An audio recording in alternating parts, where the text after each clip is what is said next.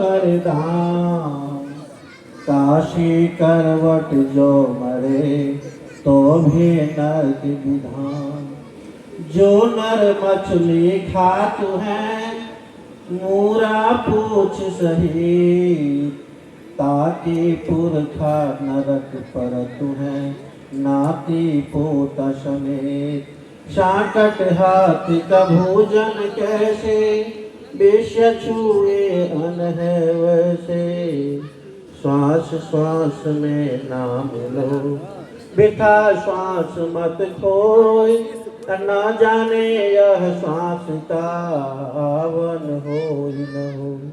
प्रेम से बोले सद्गुरुदेव की, संत समाज की, भक्त समाज की, दीप ग्राम की, आज की समैया की।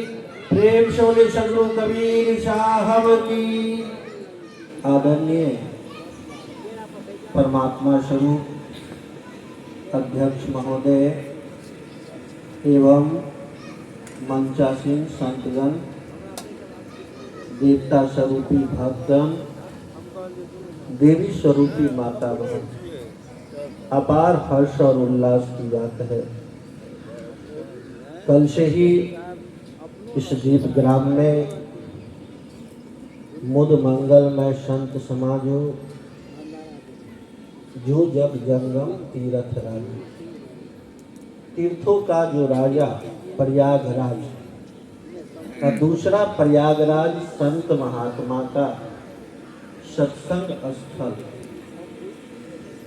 यह दोनों बराबर है। वह चलता फिरता है और वह एक जगह अवस्थित है। इस सागर में कल से आप लोग स्नान कर रहे हैं, अपने मन को पवित्र कर रहे हैं। वास्तव में मनुष्य जीवन बड़े ही कठिन के बाद मिलता है। भाग्योदय न बहुजन समर्जिते न। सत्संगमं च लभते पुरुषो यदा वै। अज्ञान हेतु कृत मोह मदांधकार। नाशं विधाय हि तदुदैते। भाग्योदय न बहुजन, बहुत जन्मों की जब पुण्य की इकट्ठा होती है तब मानव शरीर मिलता है।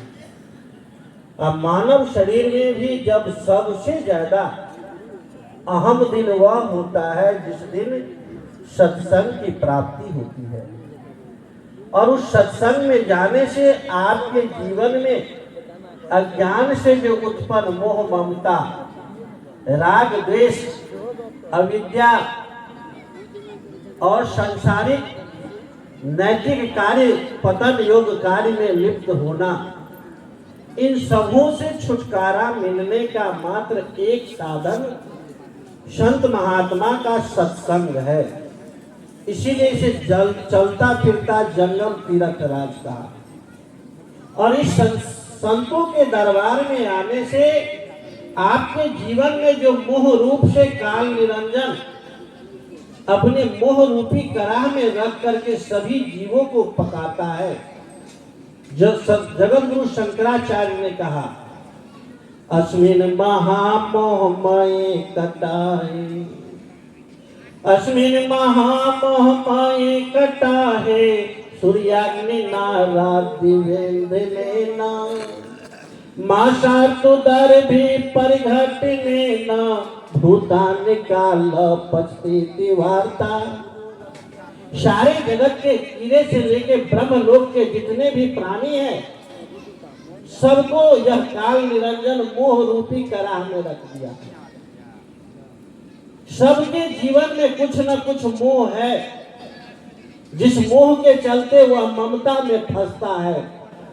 धन की मोह, पद की मोह, प्रतिष्ठा की मोह, यश की मोह, इन सब के मोह किसी न किसी मोह में रख करके सारे प्राणी को इस मोह रूपी कराह में रख करके मासातु दर्भी परिघट्ट नेना। मास और ऋतु 6 ऋतु और 12 महीने के कलछुल से यह यमराज रात्रि दिन रूपी ईंधन से इसको तपाता है। अब भूतान निकालना पछती तिवारता, भूतकाल वर्तमान काल और भविष्य काल में सबको बताता है। कैसे?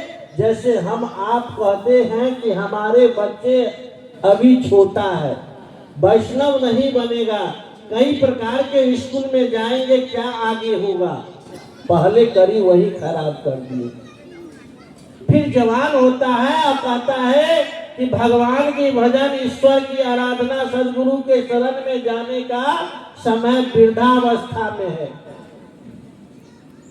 और जिस समय यह वृद्धा अवस्था का जो शरीर होता है बड़े ही दुखदाई है। अगर जीवन का कुछ भी बड़ा दुख है तो सबसे ज्यादा दुखदाई वृद्धावस्था है। अंगम गालितम पिंडम तुंडम दशन विहीनम जातम तुंडम गृह्यवात गृहीत्वा तंदम तजपनिरस्ति आशा कृष्णम भज गोविंदम भज गोविंदम भज गोविंदम भज मोदमति। इस वृद्धावस्था का जो दुखदाई है, शरीर का अंग अंग शिथिल हो जाता है, अनेक कष्ट के साथ वह दुख के भोगता हुआ सबसे कष्ट होता है। इसलिए जवानी अवस्था में जो सारे दुष्कर्म है सबको त्याग करके जीवन में जितने भी शुभ कर्म है, जो आप हित के लिए है, जो अपने हित में अच्छा लगे, वही कार्य सब पर करना चाहिए और किसी को आघात नहीं करना चाहिए। इस प्रकार से आप अपने जीवन शैली को जीते हैं, मानव कहलाने योग्य होते हैं। और जब मानव के पद पर आएंगे, परम धर्म की रास्ता पर जाकर के एक दिन सदगुरु की कृपा से, हमारे संत महात्मा की कृपा से परम पद, जिस पद से आना जाने का चक्र से लोग छूट जाता है, उस पद को आप पा जाइएगा, जिसके लिए हमेशा सदगुरु के कृपा, उनके शरण की सेवा से होगा। प्रेम से बोले सदगुरुदेव की। बोलिए सदगुरुदेव स्वामी को साहेब।